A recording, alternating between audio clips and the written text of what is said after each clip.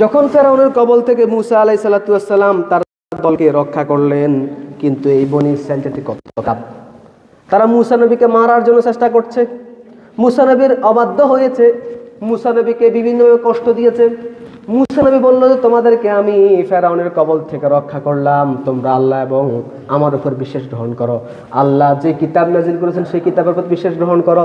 কিন্তু ওই দলবলগুলো আল্লাহর উপর বিশ্বাস স্থাপন করতো না, আল্লাহর নির্দেশগুলো মানতো না, তারা ভুলে গিয়েছে ফেরাউনের অত্যাচারের কথা। আল্লাহ তাআলা বলেন, ইয়া বনি ইসরাঈল আযকুরু নি'মাতি আল্লাতী আন'আমতু আলাইকুম ওয়া আন্নী ফাদ্দালতুকুম আলাল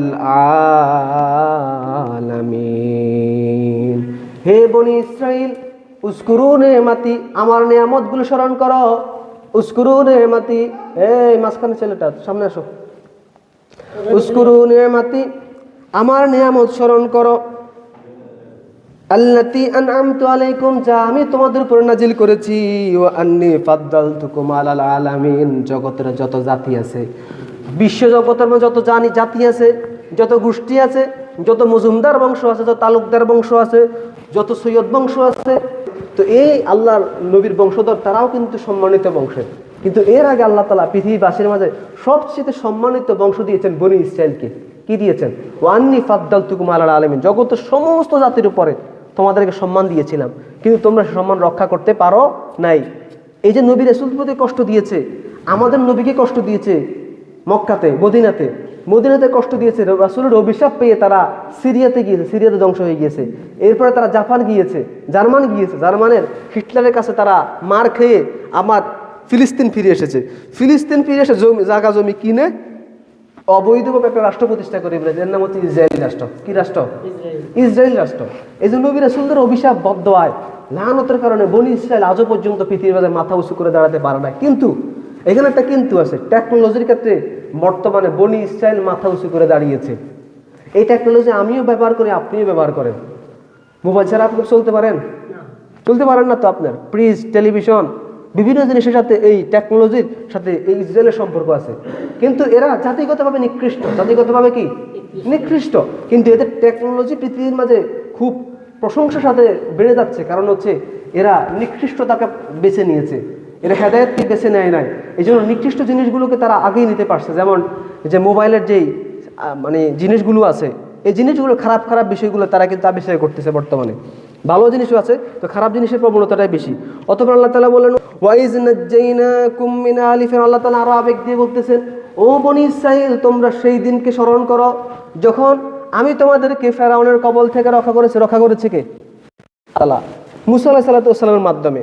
ওয়াইজ নাজ্জাইনাকুম মিন আলি ফিরআউন ইয়াসুমুনাকুম সুআল আযাব, ফেরাউন তোমাদেরকে কঠিনতম অত্যাচার নির্যাতন করত। কি অত্যাচার করত? আল্লাহ তাআলা বলতেছেন, ইউযাববিহুনা আবনাআকুম, তোমাদের ছেলেদেরকে সে জবাই করত। ওয়াস্তাহিয়ুনা নিসাকুম, তারা তোমাদের মেয়েদেরকে জীবিত রাখতো, কারণ মেয়েদের মাঝে কোনো রাষ্ট্রপ্রধান আসবে না, ছেলেদের মাঝে রাষ্ট্রপ্রধান আসবে, এটা একটা ভয়, ছেলেদেরকে মেরে ফেলতো। অতঃপর আল্লাহ তাআলা বলেন, ওয়াফি যালিকুম বালাউম মির রাব্বিকুম আযীম, তোমাদের জন্য আল্লাহ তাআলা কঠিন পরীক্ষা নিয়েছেন। কি নিয়েছেন? কঠিন পরীক্ষা নিয়েছেন। ওয়াইয ফারাকনা বিকুমুল বাহরা ফাআনকুম ওয়াগরাকনা, আর স্মরণ করো তোমাদের স্বৈরাচারী ফেরাউনকে আমি ওই নীল নদের মাঝে নিক্ষিপ্ত করে পানির মাঝে মেরেছি। আল্লাহ তাআলা কি বলছেন?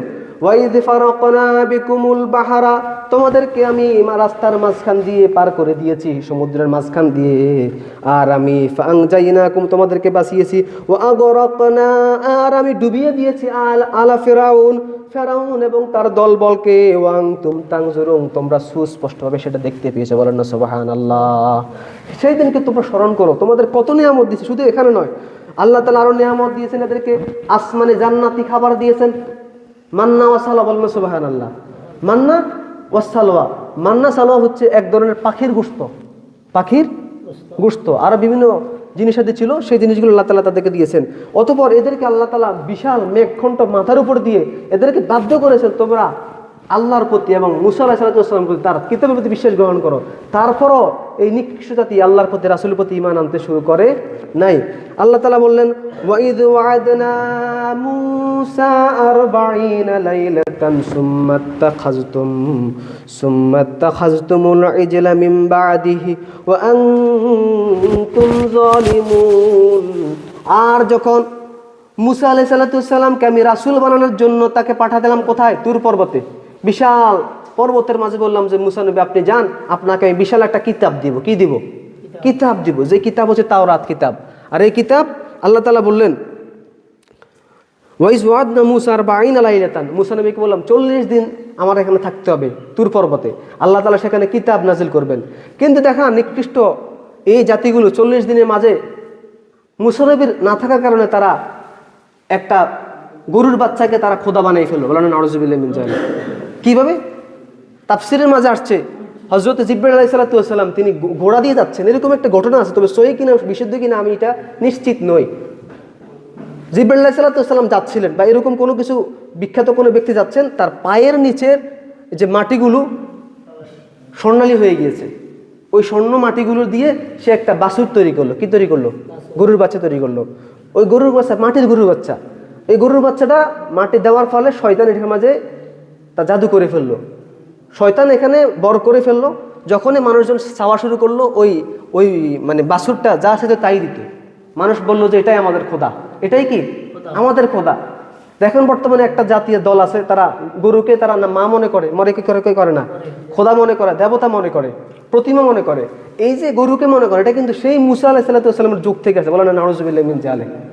নবীদের যুগ থেকে কিন্তু এটা আসছে। এরপরে হিন্দুরা এটা গ্রহণ করেছে। নবীদের যুগ থেকে বলতে নবীর উম্মতরা এই কালচারটা শুরু করে দিয়েছে। তো এই যে 40 দিনের বর্তমান একটা তাবলিগের চিল্লা করে, কয় দিনের? 40 দিনের এই আয়াতকে তারা দলিল মনে করে। তা আমরা এই আয়াতকে দলিল মনে করি না। আমাদের শরীয়ত হচ্ছে রাসূল সাল্লাল্লাহু আলাইহি ওয়াসাল্লামের শরীয়ত। কি? রাসূল সাল্লাল্লাহু আলাইহি ওয়াসাল্লামের শরীয়ত। কেউ যদি 40 দিনের চিল্লা যায়, আমরা এদেরকে বলি না সে গুনার কাজ, সে ভালো কাজই করতেছে। কি করতেছে? ভালো কাজই করতেছে। 40 দিনের চিল্লা যা মানে 40 দিন জামাতের সাথে নামাজ পড়া, ঠিক কিনা? 40 দিন চিল্লা যাওয়া মানে কি? জামাতের সাথে নামাজ পড়া, এটা ভালো কাজ। কিন্তু এই আয়াতকে তারা দলিল মনে করে, আমরা মনে করি না এই আয়াতকে দলিল। কারণ আমাদের শরীয়ত হচ্ছে মুহাম্মদ সাল্লাল্লাহু আলাইহি ওয়াসাল্লামের শরীয়ত, এটা হচ্ছে মুসা নবীর শরীয়ত। এটা কার শরীয়ত? মুসা নবীর উম্মতেরা তার সাথে কি আছে তুর পর্বতে, আমরা তো আর যাওয়া ফরজ না। যাই হোক, আল্লাহ তাআলা যেন আমাদেরকে এই আলোচনা থেকে উপকৃত হওয়ার তৌফিক দান করেন। ওয়া আখিরু দাওয়ানা আলহামদুলিল্লাহি রাব্বিল আলামিন।